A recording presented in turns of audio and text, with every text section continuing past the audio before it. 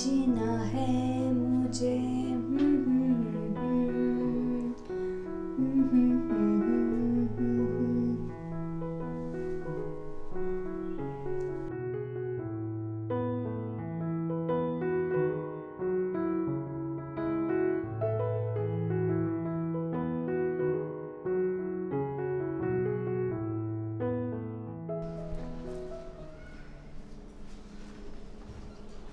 આદિ આદિ આદિ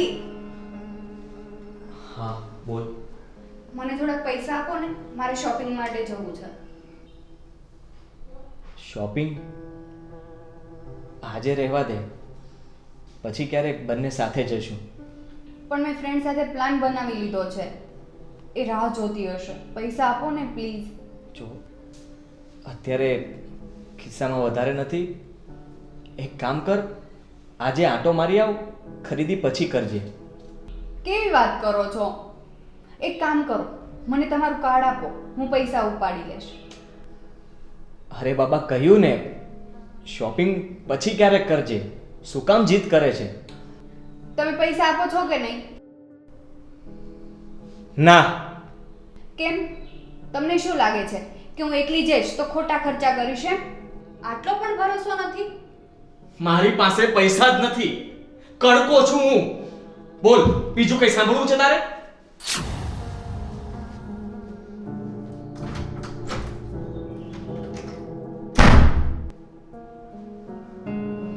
પૈસા પૈસા પૈસા પૈસા.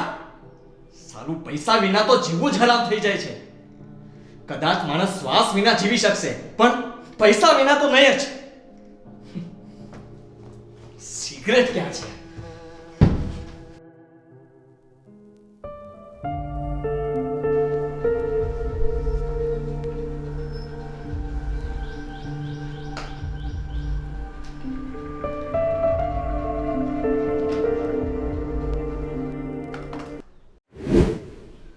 આ શું છે? સ્વચ્છતા અભિયાન લાગે છે. ભાભી ઘરે નથી. એ શોપિંગમાં ગઈ છે. અચ્છા, પણ તારા મોં પર આ 12 છે ને વાગેલા છે? ભાભી સાથે ઝઘડો થયો કે શું? કઈ નહીં યાર, છોડ ને. બોલ, આજે આ બાજુ કેમ ભૂલો પડ્યો? બસ એમ જ. તારી યાદ આવી તો આવી ગયો. પણ આ તારા મૂડને શું થયું છે?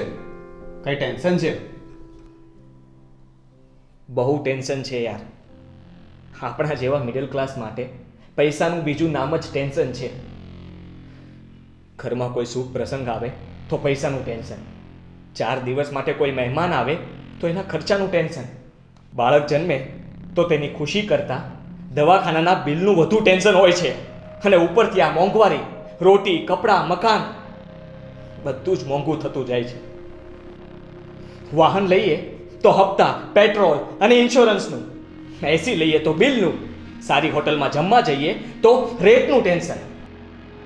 મા બાપની તીર્થયાત્રાથી લઈને છોકરાની સ્કૂલની ફી સુધી બધું જ ટેન્શન જ લાગે છે.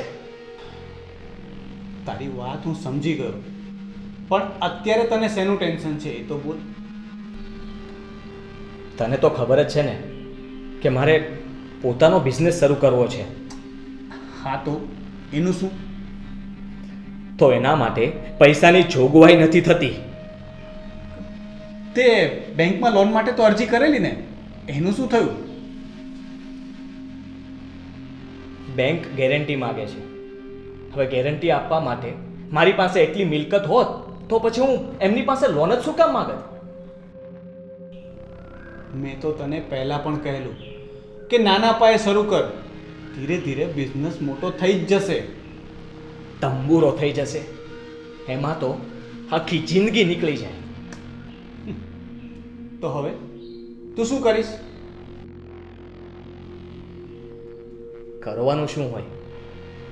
બીજે ક્યાંકથી પૈસા માટે કોશિશ કરીશ. અને માની લે કે વ્યવસ્થા ન થઈ તો? આ તું શું બોલે છે? તું મારો દોસ્ત છે કે દુશ્મન? દોસ્ત છું એટલે જ પૂછું છું. બોલ, વ્યવસ્થા ન થઈ તો શું? બિઝનેસ કરવાનું માંડી વાળીશ. આજ તારી ભૂલ છે. તને ખબર છે બિઝનેસ કરવા માટે સૌથી પહેલા શું જોઈએ? હા, શું? પૈસા. ખોટું. સાહસ, દ્રઢ નિશ્ચય અને આત્મવિશ્વાસ. આ બધી નકામી વાતો છે. પૈસા હોય ને તો સાહસ અને આત્મવિશ્વાસ આપોઆપ આવી જાય. જો ધીરુભાઈ અંબાણીએ પણ તારા જેવું વિચાર્યું હોત તો? જ્યારે એમણે ધંધો શરૂ કર્યો ત્યારે શું એમની પાસે એટલા પૈસા હતા કે રિલાયન્સ ઇન્ડસ્ટ્રીઝ જેવી કંપની ઊભી કરી શકે? નહીં ને.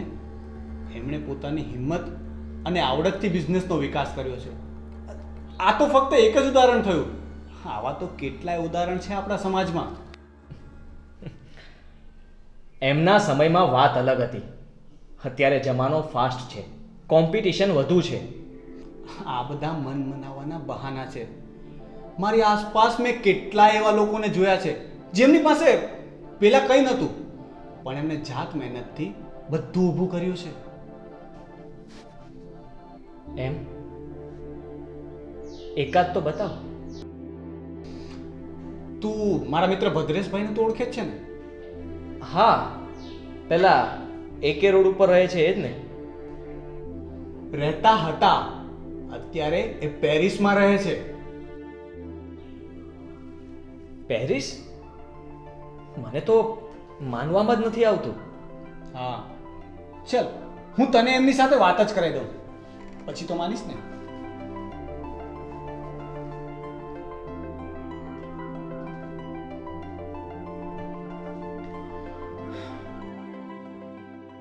બોલો બોલો રણકભાઈ, કેમ છો? એકદમ મજામાં. તમે કેમ છો? બસ જો તમારા બધાના આશીર્વાદ. બોલો તો આજે અમને કેમ યાદ કર્યા? એક સવાલ પૂછવા માટે. સવાલ? કેવો સવાલ? મારી સાથે મારા એક મિત્ર બેઠા છે, આદિત્ય. તમે એને ઓળખો જ છો. હા, ઓળખું છું ને. વાત એમ છે કે એમની સાથે મારે થોડી ચર્ચા ચાલતી હતી. એમાં એક સવાલ છે, એના માટે જ મેં તમને ફોન કર્યો છે. હું ફોન સ્પીકર પર કરું છું. હા, પૂછો. બિઝનેસ કરવા માટે સૌથી પહેલા શું જોઈએ? બિઝનેસ કરવાની ઈચ્છા શક્તિ એટલે કે સાહસ. અને પૈસા શું એ મહત્વના નથી? આ પૈસા પણ મહત્વના છે, પણ પેલું કહેવાય ને કે તમારી પાસે ગમે એટલા પૈસા હોય પણ યોગ્ય દિશા અને સાહસ ના હોય તો પછી એ પૈસા શું કામના?